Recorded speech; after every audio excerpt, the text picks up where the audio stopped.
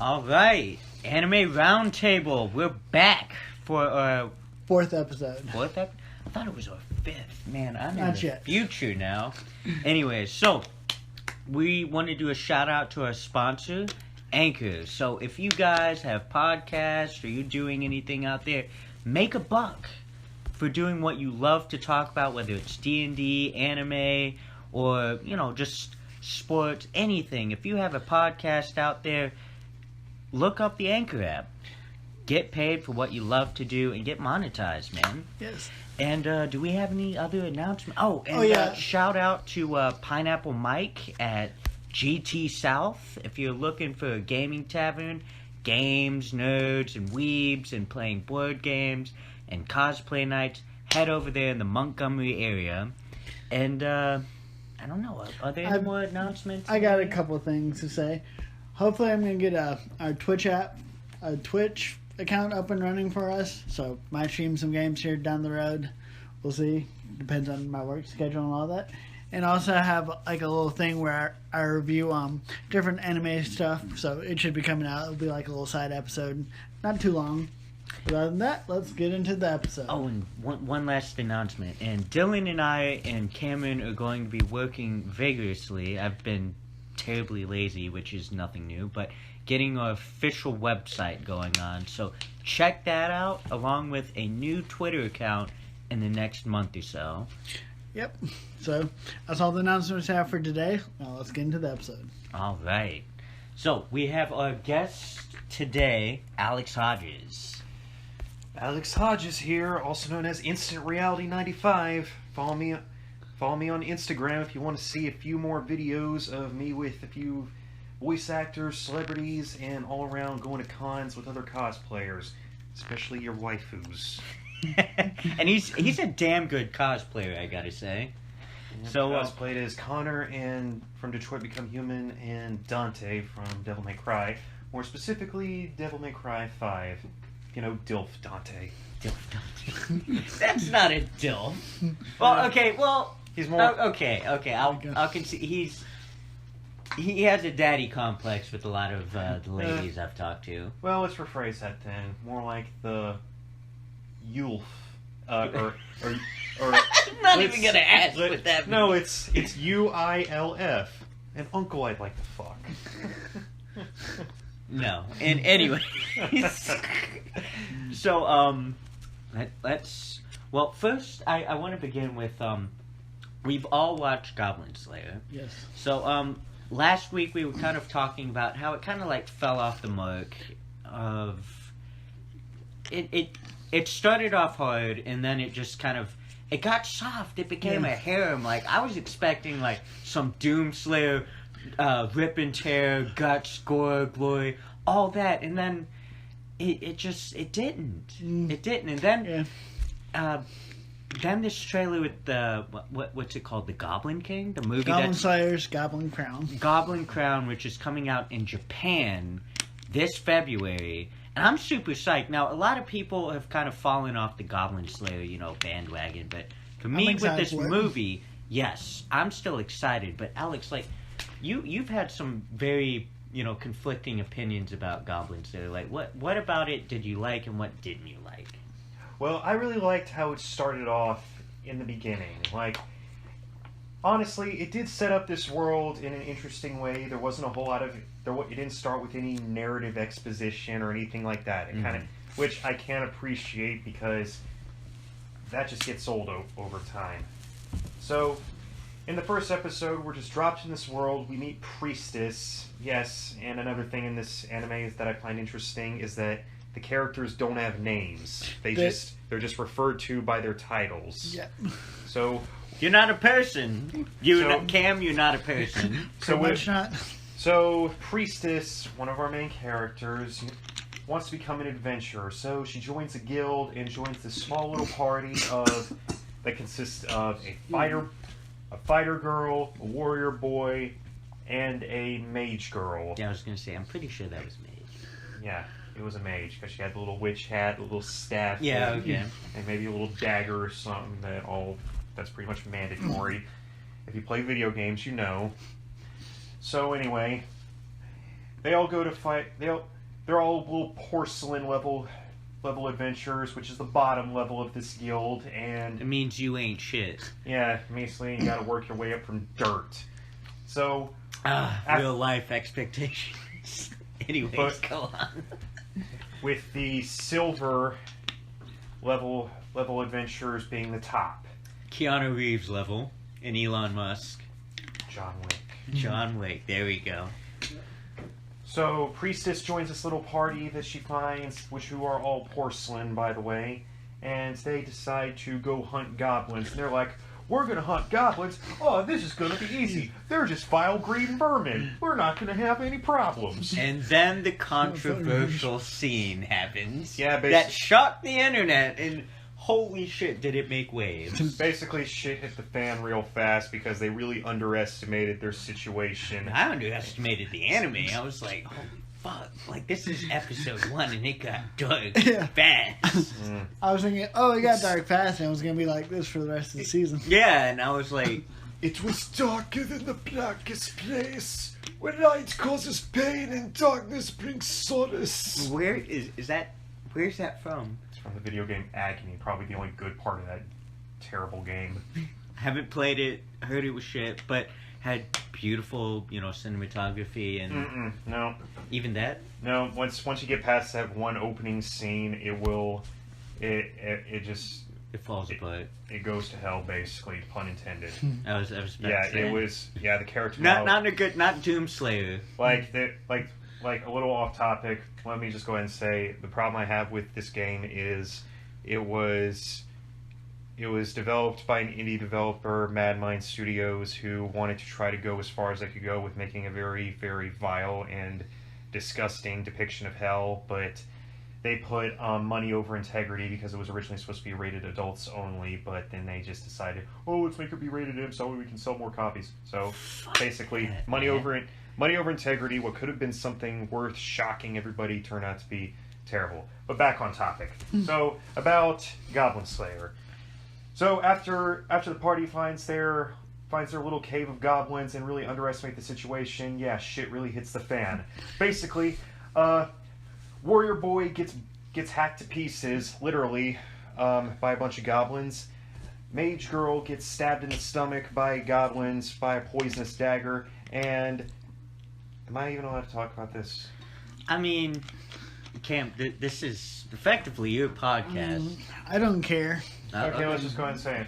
And Fighter Girl gets violated by the little vile green vermin. There's a violation scene in it, and I will admit when I first saw it, it made me very uncomfortable. I almost wanted to turn it off. They don't show it. They don't show it, but it's like it's way more disturbing. Yeah, it's implied though. It's very much implied. Well, it is basically like right there in front of you, only they censor any naughty bits. Yeah. Mm-hmm. Okay, yeah, that sounded terrible. Anyway, so...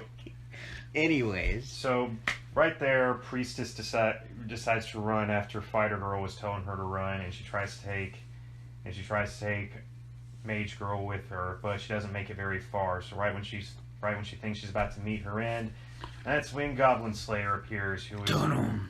I can't do the Doom Slayer theme, but if I could, I would be doing that right now. Basically, the Doom music starts playing as soon as he walks in. I was so hyped. I was like, yes. Oh my god. I'm not even making this up. It's basically literally Doom music. No, it's literally medieval Doom Slayer. Is what Goblin Slayer was, and was supposed to be, and then... Well, to top it off, the craziest part, at least for me, and this is a crazy fun fact, by the way, in the English dub, he's played by Brad Hawkins, who actually did the motion capture for Doom Guy in Doom 2016. See, it fits! So, basically, for the most part, Goblin Slayer is basically Doom Guy. Yep. He's even played by the same man who played as Doom Guy in the game, so yes, they are technically one and the same entity. But like, Cameron, what did you think of Goblin Slayer? Like from the beginning to where we are now, leading up to the movie. I mean, I enjoyed the first 2 episodes, and it kind of went downhill because it became a harem parody. Yeah, pretty much because I thought it was going to be dark for the whole series, but no. That would have made it something great, in my opinion. Yeah. But yeah, they had to go down that trope where, in fact, this reminds me of a meme that picture two houses side by side. One is painted black, one is pink. The black one is episode 1, the pink one is pretty much everything after that. Yeah. In fact, they even try to be dark with the rest of it, but the rest is all just tame. In fact, in the second episode, we get a little backstory on Goblin Slayer, where we find out why he's so angry with goblins, and it turns out that his village, when he was a little boy, was butchered and slaughtered by goblins, including his parents and sister, leaving him as the sole survivor, only because he hid underneath his house while the goblins murdered everybody.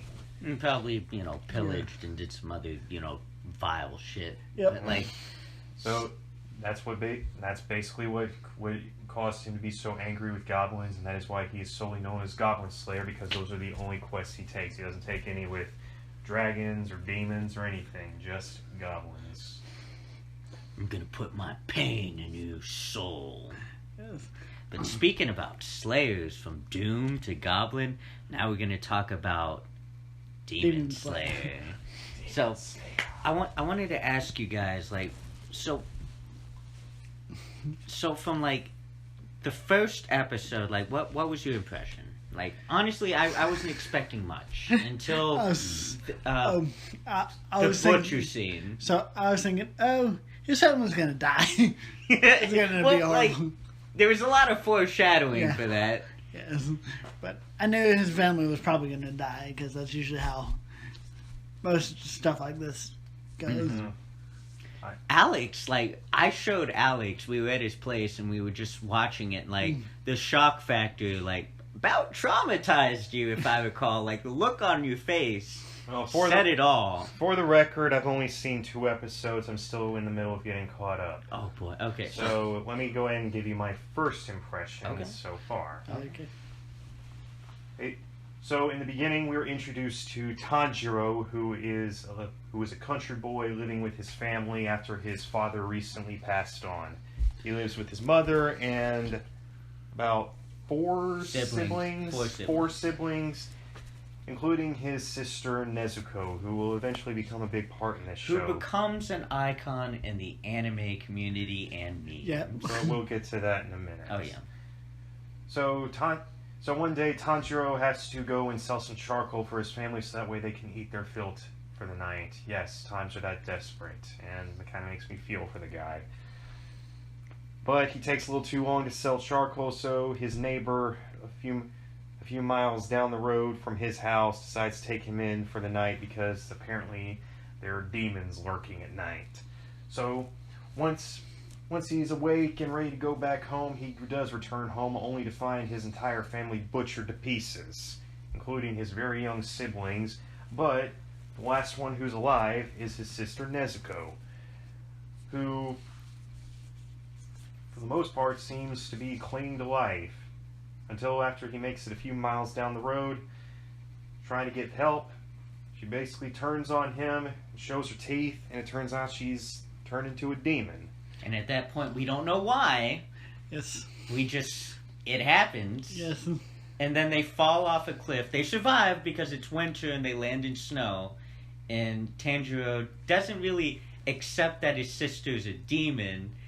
And, he's about to get fucking mauled. He has a hatchet and she's biting on it. And, he's trying to talk to humanity. And most movies or series, I'd be like, you idiot, they're gone, hack. God, that sounded, fucking hacker. And then, before anything can happen, you see tears fall from her eyes, and, like, you see a connection from her to him, like, she's still in there. It shows that she's still in there, yeah. And she's not completely gone, but she clearly cannot control this hunger of hers. Not completely. But that's where we meet one of our fellow demon slayers, Giyu, who is a samurai sword wielding demon slayer who gives us all the exposition on demons, apparently. And right there, he's ready to kill Nezuko before she can kill Tanjiro. But right there, we do see a little thing that's different in Nezuko. instead of trying to kill Tanjiro, she actually tries to protect him, which is something that Giyu has never seen before, clearly stating that she's different. And so that's where Tanjiro gets the chance to try to help her. But then that's where she starts to become the little companion along this ride. And she has this ability where she can like grow or shrink, and that is where the memes came in. She shrinks into like this just tiny chibi, version of herself. And he makes this like bamboo basket where he just kind of carries her along. And I kind of get this Last of Us vibes. Well, she has to be in that little basket because demons apparently they can't be in the sunlight like vampires. Yeah. If they're in the sunlight, they'll burn to ashes. But yeah, and for those who are arguing, but Alex, it was daytime when we saw her become a demon and she tried to kill Tanjiro. What are you talking about? Well, there was a fucking blizzard blizzard going on, so the sun wasn't out. So yes, take that, anybody who tries to say I'm stupid. I don't think anyone's like, I don't know, I've seen a few comments, kind of like, and I'm just like... Well, that's because people just don't understand, like the scenario, or maybe or they don't really think before they talk. They don't actually observe. Yep. I can be very observant. I got you.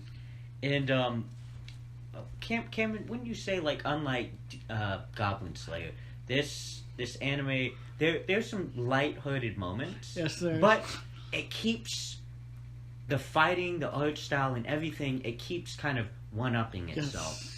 It'll do it in intervals, and when you kind of think, like, this is probably the best fight of this season, it's like, no, there's some dark moments and some heartbreaks and some really just fantastic fight scenes that I have not seen in anime in a long, long time. Yeah, see, one of my favorite fight scenes was from episode 19.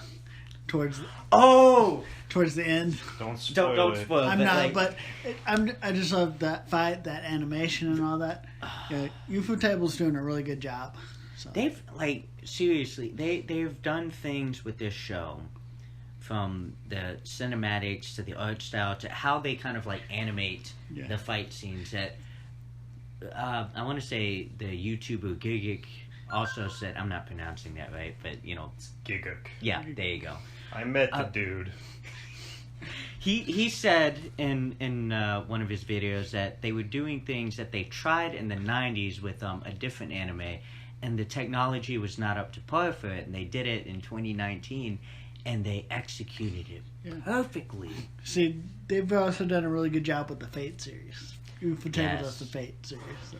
And I want to say, this is a little off topic, people have recommended Fate Zero to begin, because it's in chronological order. Fate Zero is the one to start with because it's pretty much. I'm thinking about it, so since you and 3 others have recommended it, I gotta go with majority rules. Well, if you want to see Johnny Young Bosch play as a pretty vile character for a change, absolutely. Go for it. He does a pretty good job. That, and we've met Johnny. It was interesting meeting him. I kind of messed it up. And do you mind if I go on a rant here? That's fine. Oh, yeah.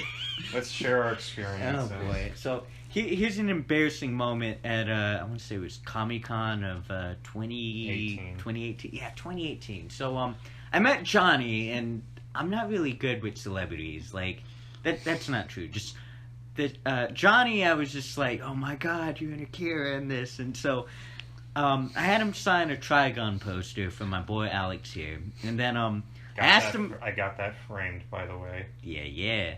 And so I asked him a question who do you think would win, Cowboy Bebop or Trigon? And he said obviously my character, because that's my character. And me, I just kind of said, really, I don't know. I think Cowboy Bebop, and if they fought dirty, and he just kind of gave me a look did you really just say that? And I was like, okay. And I took the autograph, and I was like, well, it was nice meeting you. And I was like, I can't believe I said that. Oh, I haven't had any awkward experiences for the most part. Maybe I'm thankful for you. Please don't. Please don't be Nikki. Don't pull a me. Well, I didn't pull you, but I'll get to that topic later on. But my experience meeting Johnny was at GumpCon 2018 in October, and I will admit this was my first time meeting a famous voice actor or celebrity, pretty much. So I was definitely pretty nervous at first, but when I first met him, I did show him a picture of that autograph that you got me. So he was like, "Oh, so you're a Trigun fan." And it was pretty nice to be able to meet him. In fact, I even got a video with him, which you can see on my Instagram, InstantReality95, of me and Johnny, telling everybody what is this world made of. Well, and I was so happy you did that too. Like that brought the biggest smile to my face when I saw that, man. I did tell him it was great to meet him, and I hope to meet him again one day. And one day, if I do meet him again, I will cosplay as Nero from Devil May Cry 5. You should. Yep. You definitely should. You Oh, got now- the build and the look and everything down. Well, Even without the cosplay, you got it down. Well, let me just. We just got to chop off your arm and give you a biotic? No, just a robotic hand, and you're set, man. That's why you don't need it. That's why I don't need a girlfriend. I got all the power I need right here. I can't believe you went there. I'm not. Yeah, I got. No, those I boundaries know, when it comes to I my know. Jokes. But anyway, so now about an awkward experience I've had with meeting a celebrity. Is this who I think? Are we going there? Why not? We're talking Okay, about. well, okay, we might as well. One awkward experience I did have meeting a celebrity was when I met the voice actors for Red Dead Redemption 2, which were Never mind. Roger Clark and Benjamin Byron Davis. Now let me just go ahead and say it was two different experiences in that case. When I met Roger Clark, he was a really laid-back guy. In fact, when I got a video with him, he just stayed in character the whole time. He was pretty laid-back and easy to talk to. Benjamin Byron Davis, who played as Dutch, he was a bit more of a serious actor. Which you can respect. It's just it kind of caught you off guard. Well, usually when I do videos with celebrities and I get them to do a voice on camera, I usually address them by their character's name just to get into the mood. But then I will admit, I did mess up his middle name. I called him Benjamin Brian Davis by accident, and I do regret that. And when I did say, "Dutch, got anything to say to my brother Gus?" He's like, "Well, I played Dutch on camera." And then he gets into character. And I'm like, "Okay, we can work with that." But I did tell him it was an honor, sir, and then he tells me the honor was mine. So it was lighthearted. It just kind of had a rocky start. It was let's just go ahead and say advice to anybody out there. And this is a lesson to myself. Always respect actors and voice actors' work, even if they might not take it as seriously. Start off that they do. Because I will admit, I did say the wrong thing when lending your voice, and then he did get pretty serious there and said, "I played Dutch. I did everything as Dutch. I did the motion capture, the voice acting." Well, no, let me rephrase that again. He acted it. In fact, I do remember at a panel, he and Roger Clark, who again played Arthur Morgan, they actually described what it was like filming Red Dead Redemption 2 in game, and they had to do the whole motion capture suits, and they had to wear those big camera helmets that capture their every facial feature that and is everything. so cool too. In fact, actually, there was one story they said where when they had to go out to go have a smoke, they actually had to keep that thing on their head while they were smoking. Just to give it that realism. No, because it was probably a hassle to take it all off and put it back on again just for a smoke. Oh, okay. Never mind. I had the wrong impression there. Yeah. But anyway, So my advice is when you do meet people, when you do meet actors and voice actors in real life, always, try to put a mental notes in your head that they take their work seriously, even if they are very laid back like Roger Clark was. Or if they're not and they're just very serious, it's like, every voice actor is different. I think he was a little strong there, and I've come across some voice actors who will go unnamed, but, whether they were having a bad day or they were just tired or after a long convention, just... Well, I try to be respectful, but there are certain times when I'm like, I'm not sure. so anyway, back on the next topic, what do we got? Shield Hero. Shield Hero. Okay. Okay. And now for the moment I've all been waiting for. Oh, we've been waiting for this. Mm-hmm. Don't make it. It's the Three Musketeers today, motherfucker. Mm. We're right here. Only So, where do we want to begin with this? Like, me... Okay, so... Well, Alex brought up a very interesting conversation text this morning. He was like, dude, you got to check out chapters 32 and 33? It's 31 to 33. 31 to 33. Though that is the section in the manga that is basically the return, which was Naofumi's return and the trial of the king and mine. You can call them by their adventure names in this. Well, we'll get to that in a minute. Okay. I thought that's how you were going to start this off, and I was like, okay. Gonna be tame for a moment. Well, as you know, we all know that glorious little moment is episode 21 in the anime. But I'm going to be straight up with you now that I have experienced this part in the manga for myself. I think the manga trial is vastly superior, and it definitely had a bit more.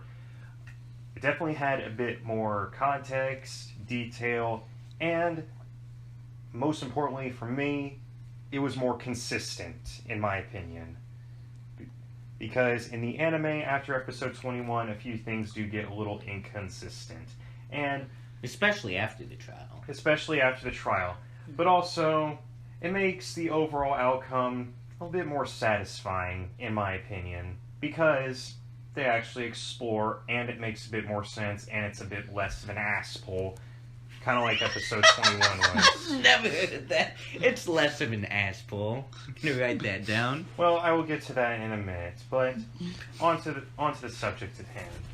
So, Shield Hero the Rising of the Shield Hero is an isekai anime, meaning it takes place in another world, which has become a very prevalent genre these days in anime ever since 2016. 16. So, it centers around a run-of-the-mill otaku, or whoever you want to call it, named Naofumi Iwatani, who's 20 years old, lives with his family, and alone. One day he goes by his local library and comes across this book about 4 cardinal heroes. Oh, that's very light hero of them. It's light novel. Light novel. Fuck, I messed it up. Yeah, anyways. You fucked that up. And I did it live? No. Fuck. Anyways, go on. So after picking up this book about 4 cardinal heroes and finding out that a few pages are blank, he apparently gets transported into the story and ends up in the kingdom of Mellermark with three other guys. And apparently they're all wielding weapons, with Naofumi wielding a shield, the others wielding a spear, a sword, and a bow. And apparently they have been summoned as the 4 cardinal heroes for this world. Everybody introduces themselves to the king, and when it comes for Naofumi's turn to introduce himself, he is completely ignored and has to speak up for his introduction. And apparently everybody is giving him the cold shoulder for reasons unknown. And in fact, when it is explained about this world needs them to fight off waves of catastrophe that will bring about death and destruction, to all and everyone living there, all the 4 heroes have to form parties and will start getting experience, because apparently in this universe, in this world, everything works out kind of like a video game. You have a party of members, you level up, you fight, you get experience and new abilities. Very much like a video game. Hey. But nobody wants to join Naofumi's party, again, for reasons unknown.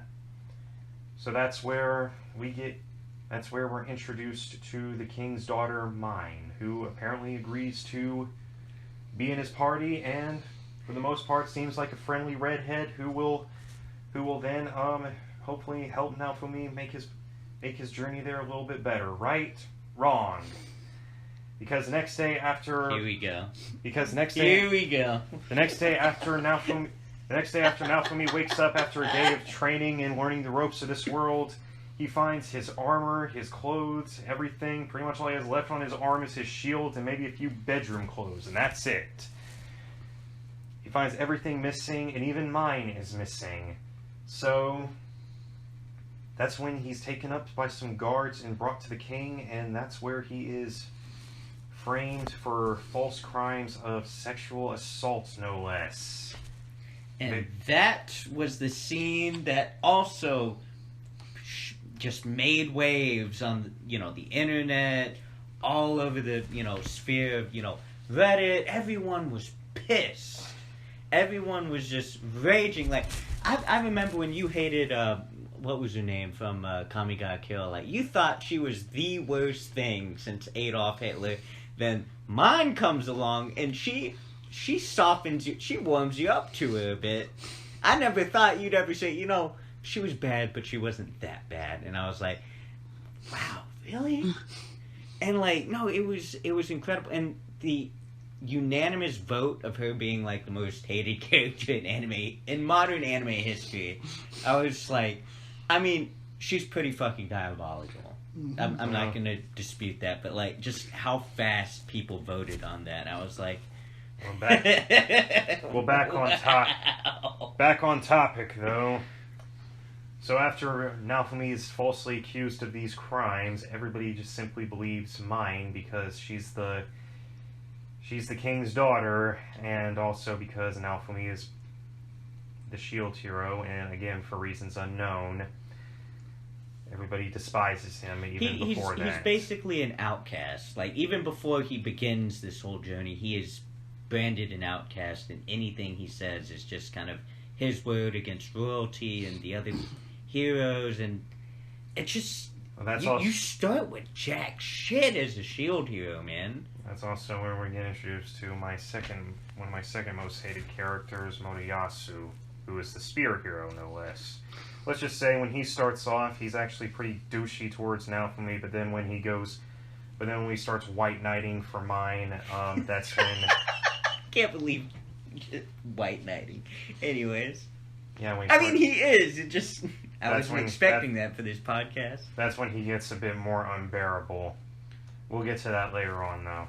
So at that moment, that's where Naofumi realizes, he can't return home.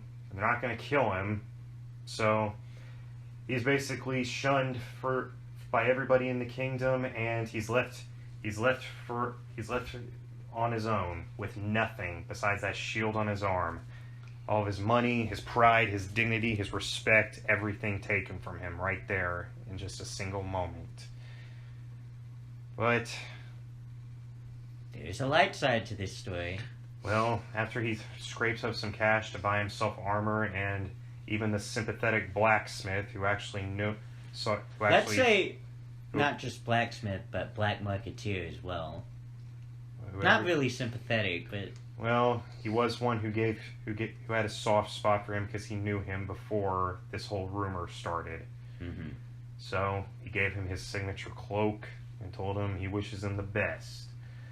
Or at least to get by, at least.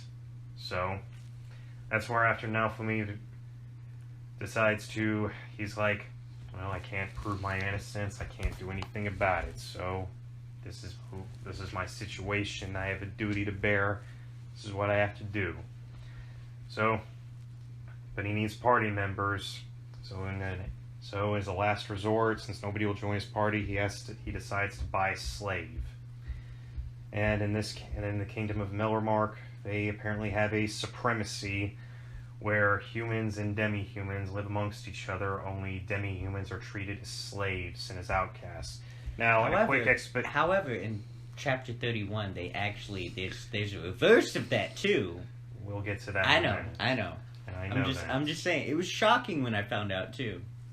Well, in terms of that, So, now let me explain demi-humans. Demi-humans are basically people that have animal-like qualities, which are cat people. Which are basically, they have animal ears and tails, which can vary on occasion depending on what they are. And in this case, Naofumi finds a little tanuki one, tanuki meaning a Japanese raccoon, he finds a little tanuki, demi-human named Raftalia, who is apparently just a little girl, no more than 10 years old, and he decides... He kind of becomes a father to it, like... Yes, he does basically become like a father figure to her, but like I said, we'll get to that in a minute. So, that's where Naofumi decides to take her in, but he doesn't treat her like a slave. He treats her like a party member, like a companion, and yes, as you said, like a father. Well, in her case, the daughter, he's the father, but yeah. Well, he's...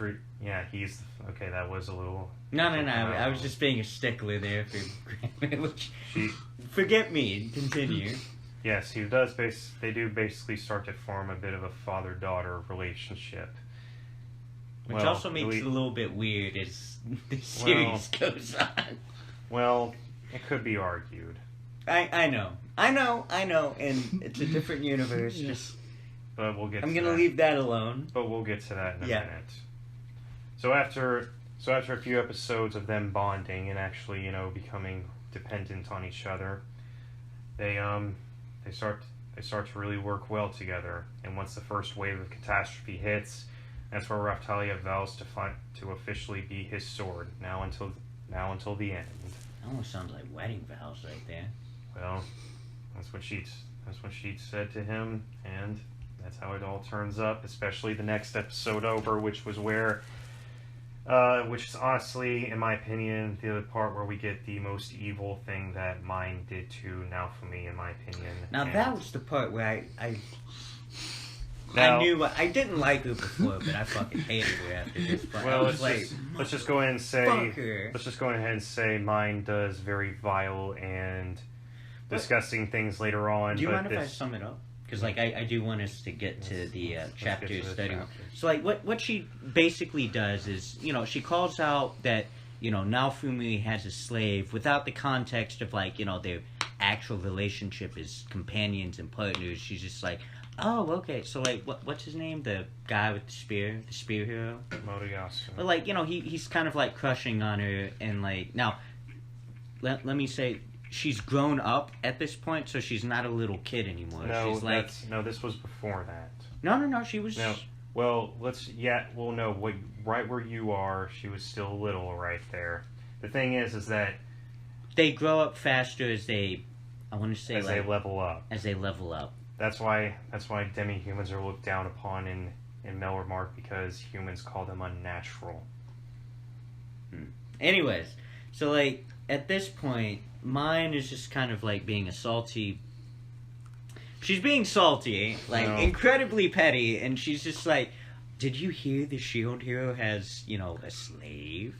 And then the spear hero challenges him, and then he gets forced into this duel which was very one-sided. And when I say that, because the crowd was biased to the end result, which he would have won, but Mine intervened, and they were trying to take his companion from him. If you win, you get to keep your quote-unquote slave. If you don't, we keep her. And it was holy shit. And it was so heartbreaking. And it just, the way they did it, I felt for Naofumi. He gets broken at this point, man. But that's where honestly Raftalia cemented herself as my favorite character of 2019, because right there, Naofumi couldn't see it because he was so blinded by rage. But in reality, she was actually right as they were removing her slave crest and taking her out of his party, she spoke up for him, that he cared for her and treated her well and taught her how to fight. And that's where she decides to stay with him by her own choices, which honestly was very relieving and very heartwarming at the same time to me. It's moments like this in Shield Hero that There are moments that did fill me with a lot of rage, but Boy, you got mad too, dude. Yes. I mean, I thought I was upset, but you were vocal with it. You were yelling at the screen like my father on college football day. It's like, come on, chief it, man. So yes, I was visibly angry as well, as you said before. But like I said, it's moments like that that really... It's moments like that make... that you're rewarded with throughout all these hard-to-watch moments. Mm-hmm. So that's where they decide to stay together, to form a party. And yes, this is the moment where Raftalia is pretty much grown up at this point, because... she leveled up to that point, staying in his party, and she became 18 now, or 19. Basically, she's all grown up now. She's able to fight even harder now.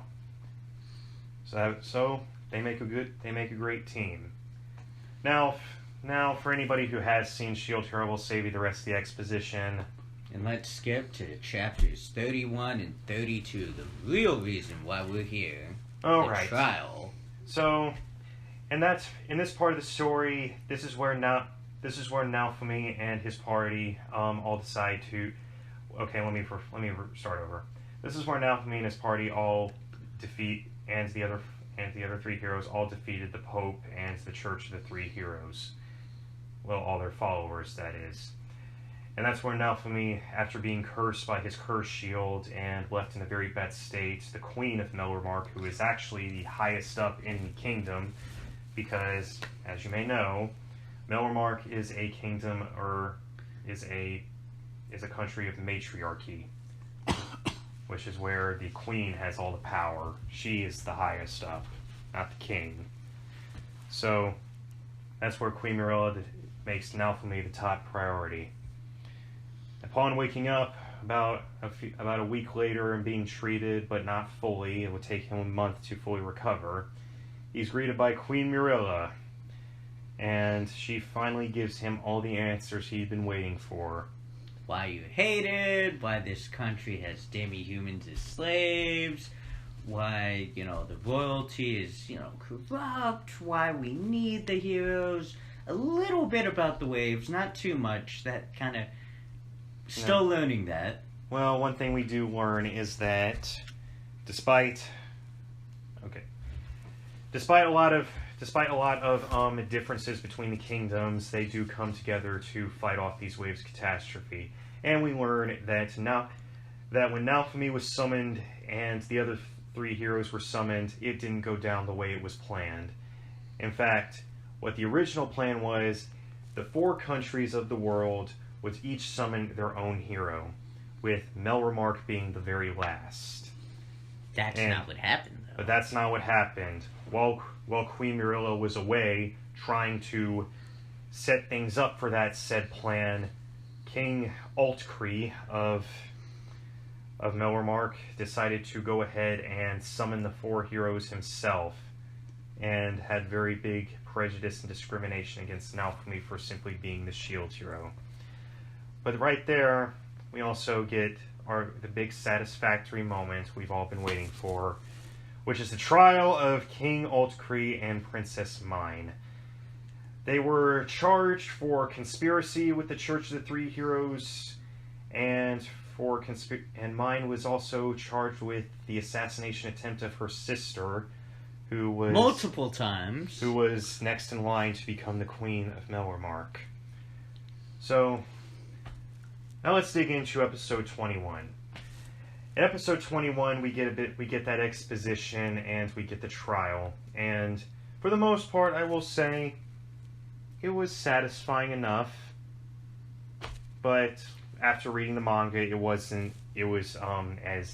not as great as that, and I will get to that.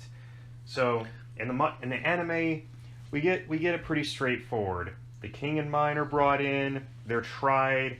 Mine gets her sealed crest on, gets a slave crest on her to make sure that she doesn't lie. Basically, it is the world's greatest lie detector. Every time you lie, it zaps you, and... it gives you an unbearable pain, and she just lies. Constant pain and anxiety. So that's where the answers finally come out. And right there, they are sentenced to death. By guillotine, no less. But then right there, right as Naofumi is watching them get their heads put in that guillotine, he starts to think, is this really the right thing to do? Is this really what we should be doing? Is this what I really want?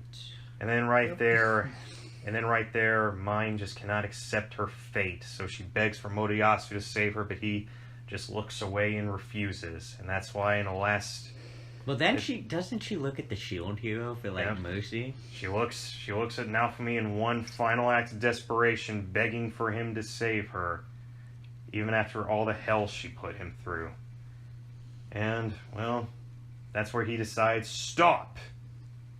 No, he waits till the last bloody minute for that. Yeah, right. Like, right before he... Whether for theatrics or just the writers, or maybe Jesus Christ, or maybe to let them shit themselves before they had their heads cut off. So that's where Naofumi says death is too light of a punishment for these two. And then we get into and that's where. Well, what should be their punishment then? Naofumi says, Queen Mirella. They should be shunned. They should be hated. They should have all their royal statuses revoked, all their royal privileges taken away, and also work themselves to the bone in order to pay off for all the crimes they've done. But I also have a proposal. We should change their names. The king here will be known as Trash, and mine will be known as Bitch. Their hero names. Mind you, as we mentioned earlier in the podcast, that... Well, actually, no, that was Goblin Slayer. Never mind. But everyone does have, like, names in this universe that they go by. So as law, everyone has to address them as such. Mm-hmm. Otherwise, it is punishable by... I don't know what it's punishable by, I'm not going to lie. They don't really explain that, but it's funny when you hear other characters refer to them as that. And just, like, they say it so casually. It was just, like... so calm and innocently in a conversation. I'm just like, So then at the end of the trial, after that, that's where Naofumi decides to take off again on his next adventure, and he gets a walk of glory with all the knights standing there at attention for him, and that's where he accepts his role as a shield hero. And we also get one last-minute reveal with that Queen Mirella was going to sacrifice herself to save Bitch and Trash. That's what you were waiting for. That was the moment I've all been waiting for. So, apparently she didn't want to do this by killing her own blood, so she was going to offer her own life in exchange for theirs. But since Naofumi stepped in and stopped that, she didn't have to. And thus, actually, things worked out in the end for that. But now on to the manga and a bit of a comparison, which is why I say this is a lot better. So after Queen Mirella gave Naofumi all the exposition and everything, she takes him. Now this is the manga, Baryu. She takes him back to the kingdom. She takes him back to the throne room where King Trash is waiting there. And then right as he sees the shield hero, he just says, "My queen, what are you doing with the shield chick? Immediate execution!" That's where Queen Mirella just freezes him with a magic spell. Like an ice? Like an ice. Just freezes him in ice, just to get him to shut the hell up, finally. I hate that I didn't actually read this. Go on. She just freezes him there, finally shuts the hell up, and she makes her a very badass introduction, saying, "I am Queen Mirella Mellermark. I am the highest authority in this kingdom. My word is now law." Because now she is back. Damn. And that's where she brings in Mine now, or should I say Bitch now. Already sporting the crest seal or the slave seal to get her to spit out the truth. Now, take the same thing again. She does the same thing. She lies, but then one small difference is she finally admits it this time. Through all the pain and suffering, she says, "It was all a lie. I did this. I did this and this. It was all a lie." Just to stop the pain. So that's where Naofumi's name is officially cleared. But we do even get that bit where Moriyasu doubts it, and he tries to prove her innocence by making her his slave and being able to get truth out of her. But even then, it still works, and she still is guilty. But the difference is that Moriyasu actually, he never stops believing her this time. Really? In the manga, he actually never... Basically, he's a blind fool. Yes, either he very much believes her or he is just that dense. I'm going with the latter. I'm going with dense. So, Cameron, what do you think? I Dense think or he's just dense. dense? So that is where we finally get... We actually get another big difference in the manga as well. After all the information is there and all the evidence is solid, Queen Murella actually gives Naofumi the privilege of deciding their fates.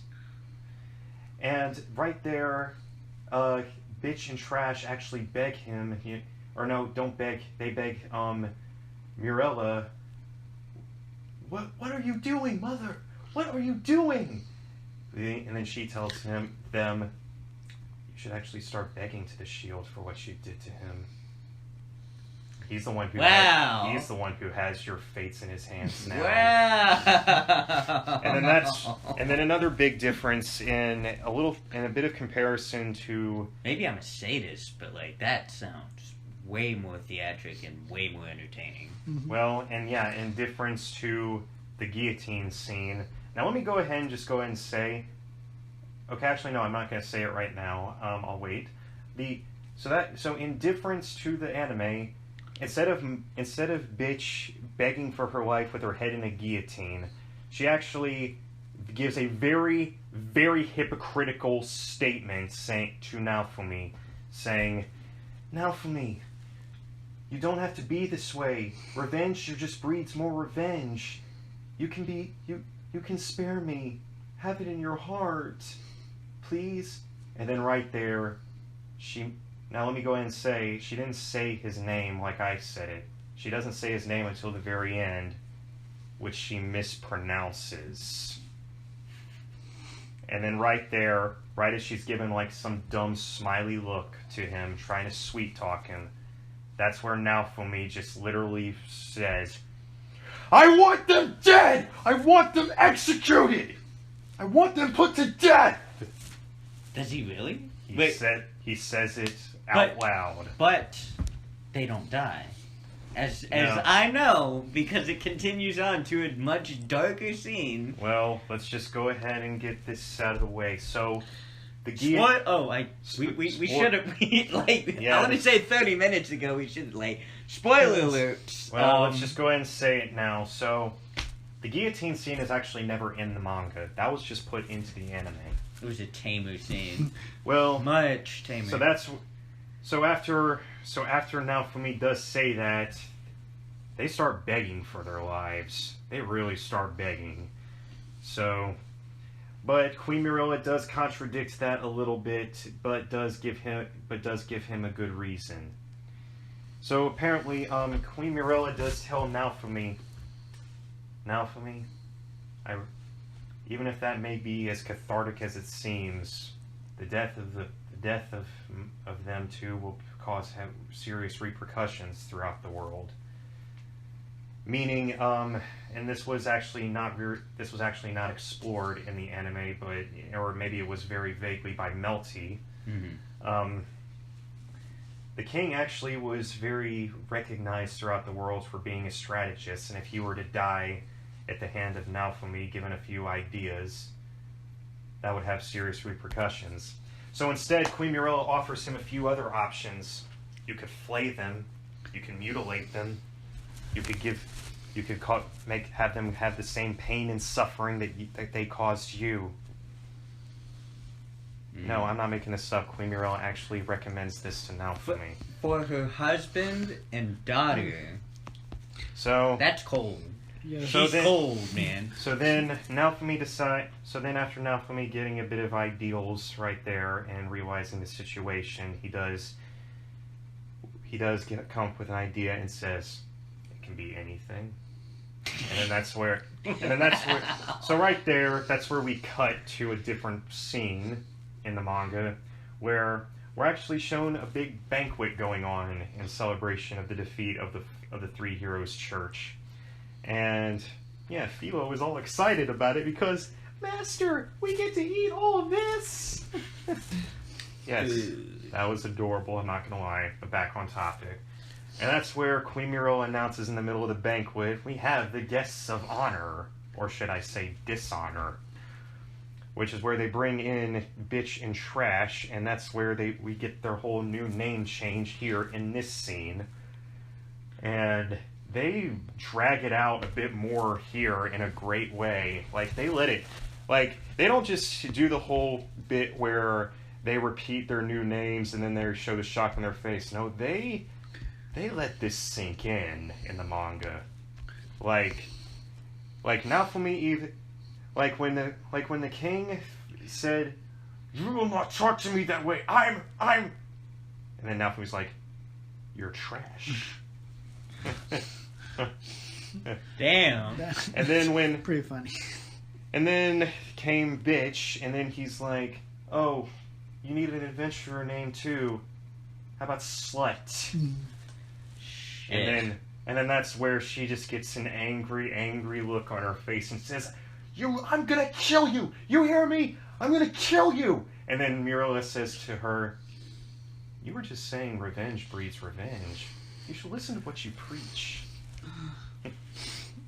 I'm not making this up. That was actual dialogue. I mean, I remember, Cameron, remember the last podcast where I was saying, like, Akira, like, in the manga, they took out half, like, there's some dark shit in there. Yeah. And, Well, like, I understand why they take it out for, like, the anime and stuff, Yeah. so that they can air it on Toonami and all that, but still, there's certain things where I'm like, I wish they would put certain things in there, but I understand why they don't. Well, speaking of things I wish they did put in there, and this would have been acceptable, was one last thing Naofumi wanted from the two of them, which was for them to kneel before him, to grovel at his feet, and to beg for forgiveness. I kind of like that they didn't, because, like, Well, you know, yeah. like, you want them to be, like, kind of like how Raphtalia had her moment of, like, with, like, she could have gone with revenge, but she chose not to, and she was like, you know what, I'm above that. Well, I think that this would have been good for it because it would have reflected back to episode 12 or whenever that was in the manga. Yeah. It would have been that moment when, after the second wave of catastrophe, when Naofumi awakened his Iron Maiden ability and defeated that last wave's boss single-handedly, and the king wanted to know, Shield, how did you do that? And don't you dare lie to me. Naofumi says, you really want to know? Kneel down before me and beg for me to. Where I come from, those who want answers grovel. So... Yeah, because he was playing the kind of, like, bastard villain that the world at the time had made him to be, so he's like, okay, if this is how people see me, I'll play the part. So, I honestly found that very satisfying when they actually did get... And no, they didn't do it willingly. It took the Queen's Knights and her shadows in order to get them on their feet, down on their knees. It's starting to sound like a Game of Thrones skit. Yeah. I'm not going to lie. It did give me a few Game of Thrones vibes, but honestly, and let me just go ahead and say, when Naofumi saw that, when he saw them on their knees begging for it right there, his face just lights up. Like, glad he's a man of modesty. He just takes this like as if it's the greatest thing he ever saw. Like, his face lights up as if you're in, as if you're in the bedroom and the girl starts taking off her shirt and you see her tits. Yeah. I was gonna say like a kid on Christmas morning when you open your present. No, more like the face you make when you're about to see boobs. That's the face you make, just like you lusty shit. Anyways, All right. so before we end this podcast, I want to say. All right. Okay. Sorry, guys, we're back. We had a little bit of a technical difficulty. So, like I was saying, yes, now Naofumi's face just lights up, like. Do you mind if I like that? Direct sorry. the subject a bit? I wanted just to had ask. I just had to say it again. I'm sorry. No way. I wanted to ask you. So with seasons 2 and 3 confirmed for Shield Hero, like what? Now I know Alex has a few concerns, but like what do you think and what do you want these seasons to kind of like be? I'm excited for it, but I'm not sure where I want to be. I have to read up more on what's happening, but yeah. I don't know, like I want them to kind of. Well, I feel like Alex and I share the same opinions on like what happened in the animated series or the anime, and how it kind of near the end it kind of drifted off.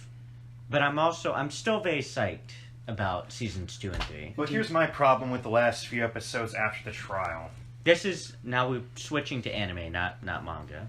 Well, after the trial, we get a few episodes where the 4 heroes go to these isles where it's a great place to level up. Every 10 years, it's a good place to go fight monsters, level up more, and double the points. So that's what they all go do, and for the most part, we get a couple of very lighthearted episodes, and apparently we even meet a few new characters that set up this new arc that we're entering. But they kind of ended it a little too quickly there, and that's what made me very relieved that they announced seasons 2 and 3, because I was beginning to think if this is where they're going to end it now, that will be a very, very incomplete story. I remember that night, too, when we saw it together, and I was like, man. But it did end in a very beautiful way, and for the most part, in the season finale, in my opinion. It ended with Naofumi being granted lordship over Raphtalia's village that was pillaged, and under his protection, he would start up his own little kingdom to fight the waves of catastrophe. But yeah, again, after reading the manga, this just makes me a bit more sad to think about it more, because there was more details left out of the anime.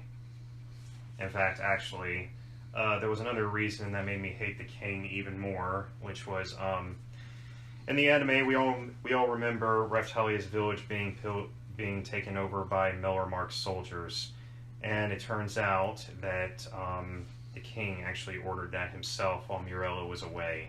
See, that would have been good character and plot development. Yep. Well, a little extra thing is that a lot of people think, so if the king and mine were so untrustworthy, why were they left in charge of the kingdom? Well, this was left out of the anime but was in the manga. Apparently, the king wasn't her first choice to leave the kingdom behind with. Apparently, Queen Murella had a hand of the queen, who was an unnamed noble that was apparently actually kind of like... Is this the same noble that died in the first wave? Actually, yes, he is the... Okay. He is a noble who died during the first wave, and he is a noble like Noble Van, who was that one who oversaw all those demi-humans. But this was one that was overseeing Raphtalia's village, and it was under his protection. Then he died, and then human supremacy swept over the land. Yep. So, in a sense, royalty has caused Naofumi and Raptalia suffering together. It's like they were meant to be. And also brought them together in a That's really right. weird and twisted way, but... Well, it kind of brings into the idea maybe things happen for a reason. We'll find out in these next two more seasons. So we're gonna wrap it up. Cam, do you have any, final thoughts on any of the topics we just raised? I don't have any. Do you have any? No, not really. Just tune in Well, next time, guys. here's Episode 5. Here's one thing I will say. We got one more thing. There are characters I do despise in Shield Hero, but let me go ahead and say I love the voice actors. Because of the heart and soul they put in it. Hey, I may hate Bitch, the character, Who also plays Aqua in Konosuba. but I love her voice actress. Well, that just sign that, you know... Faye puts so much energy into her characters, and I just love her for it. All right. Alrighty, well, we'll see you back in episode 5. Tune in next time.